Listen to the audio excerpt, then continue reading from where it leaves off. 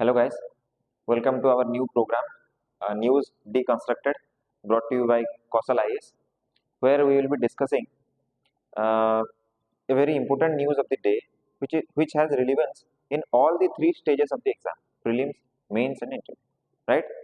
So हमने जो news लिया है वो अभी कुछ दिनों से न्यूज़ में चल रहा है because of some events happened in past. और वो न्यूज़ क्या है पहले देख लेते हैं। न्यूज़ है, recently Supreme Court ruled that viewing, possessing and or not reporting child pornographic content is punishable under the POCSO Act। समझ पा रहे हैं? सुप्रीम कोर्ट ने जो जजमेंट दिया उसमें ये बोला गया कि ये जो पोक्सो एक्ट है इसके अंदर अगर कोई भी any person who is viewing, possessing और not reporting child pornographic content तो उसको पनिशमेंट मिल सकता है। तो ये जजमेंट के चलते क्या हुआ ना, ये जो पोक्सो एक्ट है इसका सेक्शन 15 चेंज हुआ। सेक्शन 15 चेंज नहीं हम बोलेंगे, इसको एक नया इंटरप्रिटेशन मिला, तो इसी वजह से ये न्यूज में आया। तो आज हम इसको देखेंगे। प्रीवियसली आप अगर एग्जाम में देखेंगे, खासकर ओडिशा सिविल सर्विस में, तो इसके ऊपर प्रीलिम्स पे सवाल आ चुका है। ठीक है, तो हम देखते हैं फिर क्या कैसे होगा। तो पहले हम ये देखते हैं कि पोक्सो एक्ट है क्या। ठीक है, देखो ये जो पोक्सो एक्ट है इसका थोड़ा अगर हम बैकग्राउंड समझने जाएंगे तो क्या होगा। 1990 यहाँ पे क्या हुआ, यूएन जो यूनाइटेड नेशन हमारा मल्टीनेशनल ऑर्गेनाइजेशन है जो कि पीस एंड सिक्योरिटी पे ध्यान देता है, ये क्या है, UN convention on child rights, ये साइन हुआ हमारा 1990 में। ठीक है, अब आगे क्या हुआ कि ये जो 1990 में ये कन्वेंशन कन्वेंशन साइन हुआ, इंडिया ने 1992 में इसको रेटिफाई किया। रेटिफिकेशन, इंडिया ने उसको रेटिफाई किया और इसी के चलते यहाँ पे जो ऑब्लिगेशंस होते हैं कि जो भी कंट्री साइन करेगा इसको वो लॉ बनाएगा चाइल्ड राइट्स के लिए। और उसी के चलते हम क्या देखेंगे, इन 2012 जो पोक्सो एक्ट है वो इंडिया इंप्लीमेंट करना स्टार्ट करेगा। ठीक है, प्राइमरीली क्या है, चाइल्ड सेक्सुअल ऑफेंस को यहाँ पे पनिशमेंट दिया जाने का बात किया जाएगा। क्यों, इससे पहले क्या होता था, बहुत सारे लूप होल्स होते थे और बहुत से ऐसे भी टर्म्स होते थे जो कि एग्जैक्टली डिफाइन नहीं कर पाते थे, और उस लूप होल का यूज करके कुछ जो ऑफेंडर्स हैं वो हमेशा से बच जाते थे। तो उन सब कमियों को पूरा करने के लिए 2012 में हमारा पोक्सो एक्ट आया। लेटर 2019 में इसमें क्या हुआ, कुछ अमेंडमेंट्स किए गए जिसके तहत फिर क्या होगा, और भी जो बाकी छोटे मोटे जो लैक्यूनास थे वो फिर इसमें कवर हो गए। ठीक है, तो अभी हम क्या करते हैं, हम फीचर्स देखते हैं कि फीचर्स क्या क्या है हमारा जो पोक्सो एक्ट का। ओके राइट, ये देखिए पहला फीचर क्या है पोक्सो एक्ट का। पहला फीचर है जेंडर न्यूट्रल एक्ट। इसका मतलब क्या है, जनरली क्या होता है, ये हमारे दिमाग में होता है या फिर सोसाइटी में बहुत सारे मेंबर्स के दिमाग में ये होता है कि only a girl child is victim, मतलब सिर्फ एक लड़की ही विक्टिम हो सकती है, जबकि ये एक्ट के तहत बोथ गर्ल एंड बॉयज दोनों को ही माना जाता है कि वो दोनों ही विक्टिम्स हो सकते हैं। अच्छा, एक चीज और भी आप याद रखिएगा, इस एक्ट के तहत 18 ईयर से जो भी बिलो है उसको माना जाएगा कि वो चाइल्ड है करके। ठीक है, तो उस हिसाब से ये जो जेंडर न्यूट्रल एक्ट हुआ उसमें बोला गया कि गर्ल भी विक्टिम हो सकते हैं एंड बॉयज भी इसके विक्टिम हो सकते हैं। ठीक है, नेक्स्ट है, it is an offence to not report an abuse.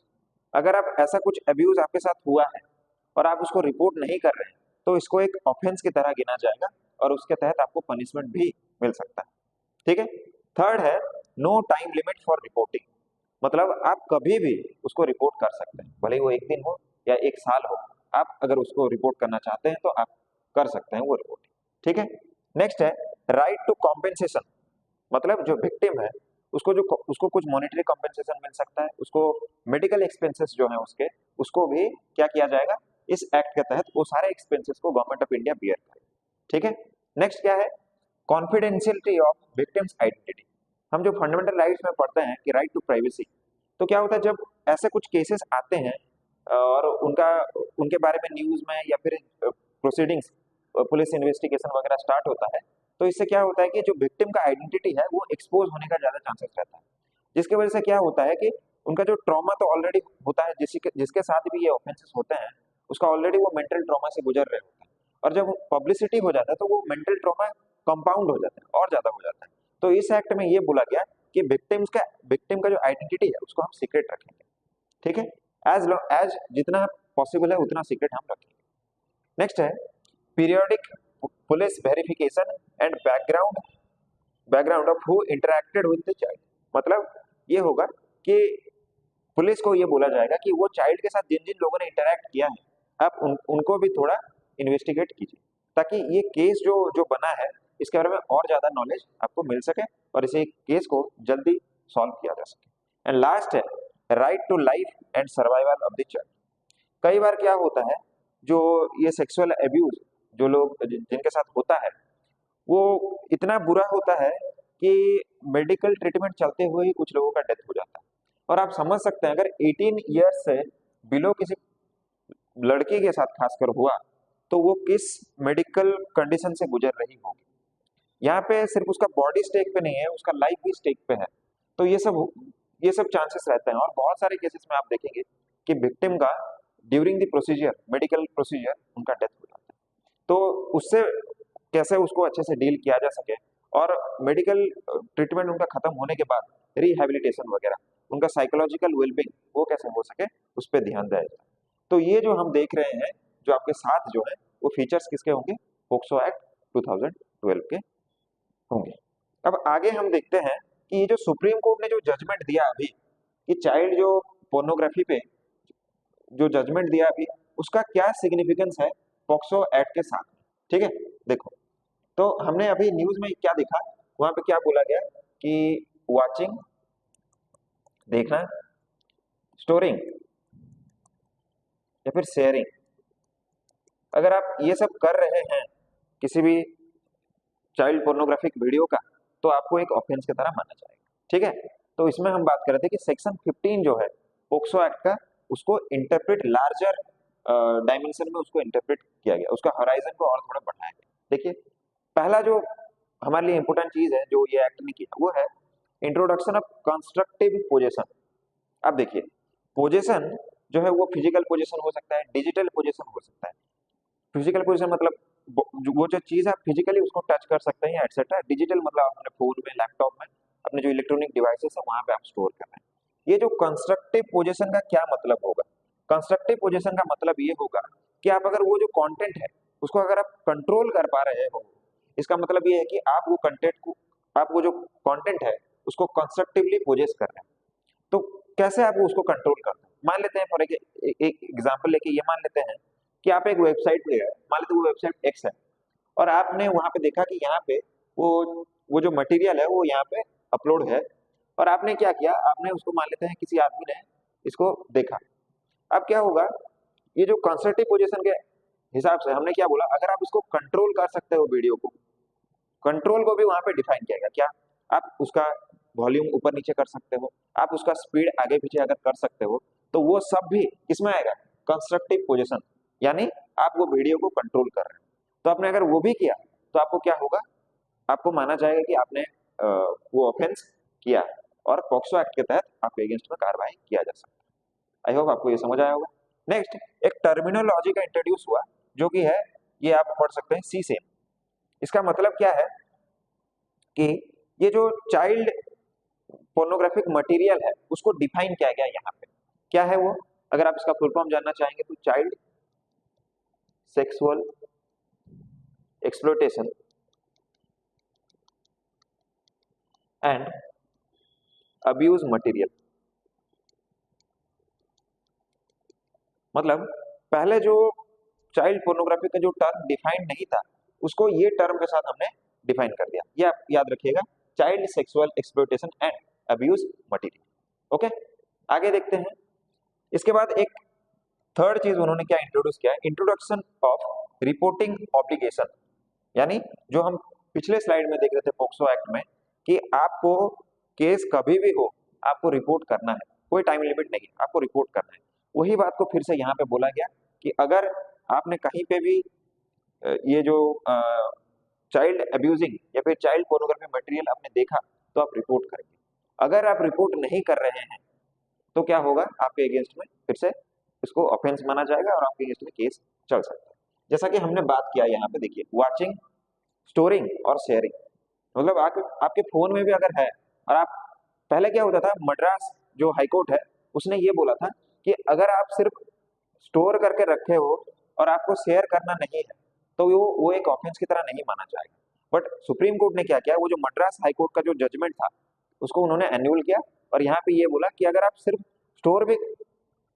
Store करके रखे हैं फोन में तो भी उसको बोला जाएगा कि आपने पोक्सो एक्ट में जो लागू किया है उसका आपने वायोलेट किया। ठीक है, ओके।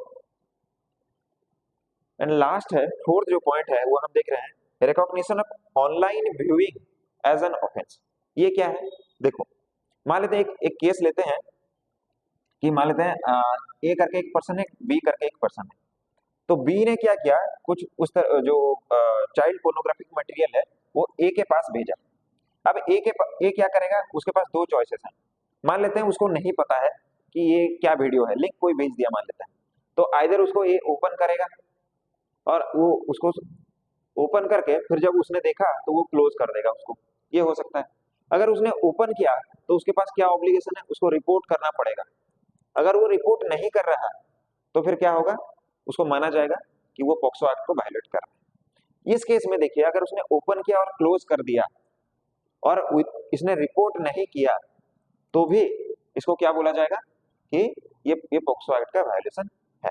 ठीक है, तो वही हम देख रहे थे यहाँ पे, क्या देख रहे थे कि recognition of online viewing as an offence, समझ पा रहे हैं। और वो रिलेटेड हुआ किससे, कंस्ट्रक्टिव पोजीशन, यानी आप अगर वीडियो को कंट्रोल भी कर पा रहे हैं। ठीक है, आगे बढ़ते हैं। ये जो जजमेंट आया उसका सिग्निफिकेंस क्या है, देखिए यहाँ पे क्या क्या है सिग्निफिकेंस। पहला है foundation step for the future child protection laws. अभी भी वो लॉ में बहुत सारी कमियां हैं और जैसे जैसे टेक्नोलॉजी बढ़ता है प्रोबेबली उसका डेफिनेशन भी आगे आगे बदल सकता है। तो वो जो उसको एड्रेस करने में ये शायद हमारा फाउंडेशन स्टोन की तरह काम करेगा, समझ पा रहे हैं। तो ये बात, ये इसका पहला सिग्निफिकेंस हुआ।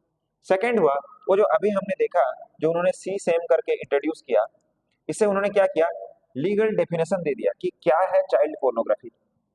तो इससे क्या हो पाएगा, जो पहले जो ऑफेंडर्स थे वो छूट जाते थे जो लूप होल्स के चलते, क्योंकि ये टर्म्स जो क्लियरली डिफाइंड नहीं थे, अब क्योंकि वो क्लियरली डिफाइंड है तो अच्छे से उसके ऊपर कार्रवाई चल सकता है और ऑफेंडर्स को सजा भी मिले। ठीक है, थर्ड क्या है, स्ट्रेंथनिंग द रिपोर्टिंग मैकेनिज्म। इसका मतलब ये है, अभी हमने देखा कि आपको अगर पता लगा कि इस वेबसाइट में है या आपके दोस्त ने या किसी और आदमी ने आपको वो शेयर किया है तो आपको रिपोर्ट करना ही है। तो इससे क्या हुआ कि स्ट्रेंथनिंग द रिपोर्टिंग मैकेनिज्म। ठीक है, नेक्स्ट है aligning national laws with international standards. अभी हमने बात किया कि 1990 में यूएन का जो है, UN convention on child rights, ये आया था जिसको इंडिया ने रेटिफाई 1992 में किया। तो उसमें जो लॉज हैं उसके साथ इंडिया ने अपना जो लॉ है उसको अलाइन कर रहे हैं हम धीरे धीरे, यानी ये इवोल्यूशन को दिखाता है जुडिशियरी का। ठीक है, नेक्स्ट है reinforcing the moral responsibility of society. इसका मतलब क्या है, लोग क्या करते हैं, रिपोर्ट नहीं करते अगर उनको पता भी होता है। तो जब ये एक्ट आया तो वो मोरली रिस्पॉन्सिबल बनाता है एवरी सिटीजन को कि अगर आपने देखा ऐसा कुछ हो रहा है तो आप रिपोर्ट करेंगे। तो ये एक मोरल बर्डन या फिर मोरल रिस्पॉन्सिबिलिटी सिटीजन्स पर इम्पोज करता है कि आप इसको क्या करेंगे, रिपोर्ट करेंगे। ठीक है, तो ये सब हम बात कर रहे थे। अभी आगे हम ये देखते हैं कि चैलेंजेस क्या क्या हैं और उसको कैसे हम एड्रेस कर सकते हैं। देखो पहला चैलेंज क्या है, पहला चैलेंज जो है वो है स्टीरियोटाइपिंग। समझ पा रहे हैं, स्टीरियोटाइपिंग को जनरली दो हिस्सों में डिवाइड किया जाता है, दो टर्म्स, दो पॉइंट्स में हम उसको डिफाइन कर सकते हैं। पहला स्टीरियोटाइप यह है कि क्या होता है कि सिर्फ गर्ल चाइल्ड ही इसकी विक्टिम बन सकती है, जो कि नहीं है। मेल चाइल्ड भी या फिर एक बॉय भी इसका विक्टिम बन सकता है। सेकंड है, ये जो रेप केसेस हैं या फिर सेक्सुअल अब्यूज है ये सब स्ट्रेंजर्स ही करते हैं, ऐसा लोगों का मानना है। बट रिपीटेड रिपोर्ट्स में और रिपीटेड सर्वे में हम ये पाते हैं कि जनरली ये जो सेक्सुअल अब्यूज होता है उनके साथ वो स्ट्रेंजर्स ना करके क्लोज फैमिली रिलेटिव्स या फिर नेबर्स या फिर केयर टेकर्स यही करता है। मतलब जान पहचान का ही कोई आदमी होता है जो ये ऑफेंसेस को करता है। ठीक है, और आगे देखिए नेक्स्ट पॉइंट क्या है, safe touch versus unsafe touch. ये जो टर्म है ये रिसेंटली क्या हुआ था, तकरीबन एक साल पहले हमारे जो current chief justice of India हैं उन्होंने ये दो टर्म्स को अपने स्पीच में इंक्लूड किया था कि चाइल्ड, कोई भी चाइल्ड हो वो चाहे मेल हो या फीमेल हो, उनको ये एजुकेशन देना चाहिए कि क्या कौन सा टच सेफ टच होगा और कौन सा अनसेफ टच होगा, ताकि वो पहले ही इंसिडेंट्स पे आके अपने पेरेंट्स को या फिर अपने गार्डियन को वो बता पाए कि मेरे साथ ये हुआ है करके। इससे क्या हो सकता है, अगर फ्यूचर में कोई ऑफेंस होने वाला होगा या फिर वो ऑफेंडर प्लान कर रहा है तो उनको पता होगा कि नहीं इनसे दूर रहना है या फिर फैमिली कोई स्टेप ले सकती है। तो ये सेकंड पॉइंट होगा, ये पता नहीं है लोगों को तो वो जान नहीं पाते हैं बहुत सारे केसेस में। ठीक है, थर्ड क्या है, ट्रॉमा कंपाउंडिंग प्रोसीजर्स। अब देखते हैं क्या होता है, अगर मान लेते हैं बहुत सारे फैमिलीज ना केस को मतलब एक्सपोज ही नहीं करते, कंप्लेन ही नहीं करते पुलिस में। ठीक है, ये भी एक तरह का स्टीरियोटाइपिंग है, उसको बोला जाता है साइलेंस कल्चर। होता क्या है देखो, मैं एक 2016 में हुआ था एक केस, मैं नाम नहीं लूंगा बट मैं वो केस को कोट कर रहा हूँ यहाँ पे। वो बिहार में हुआ था। क्या हुआ कि एक 19 ईयर की एक लड़की थी और वो थोड़ा मेंटली डिसेबल थी। ठीक है, तो उसको पता नहीं चलता था कि क्या हो रहा है क्या नहीं हो रहा है। तो उनके ही गांव का एक लड़का था जो कि 24 ईयर्स का था, उसने क्या किया, उसको ऐसे ही किसी अकेले जगह पे लेके उसके साथ सेक्सुअल अब्यूज हुआ था वहां पे। बट क्योंकि वो मेंटली डिसेबल थी तो उसको पता नहीं लगा था कि ये मेरे साथ रेप हो रहा है या कुछ सेक्सुअल अब्यूज हो रहा है। तो वो लड़का क्या करता था, मल्टीपल टाइम्स मतलब हर दिन ऑलमोस्ट उनको लेके वैसे ही जाता था और सेक्सुअल अब्यूज उनके साथ होता था। तो फिर बाद में क्या हुआ कि एक दिन ऐसे ही बात करते करते उन्होंने बता दिया कि घर में बता दिया कि ये ऐसा होता है मेरे साथ करके।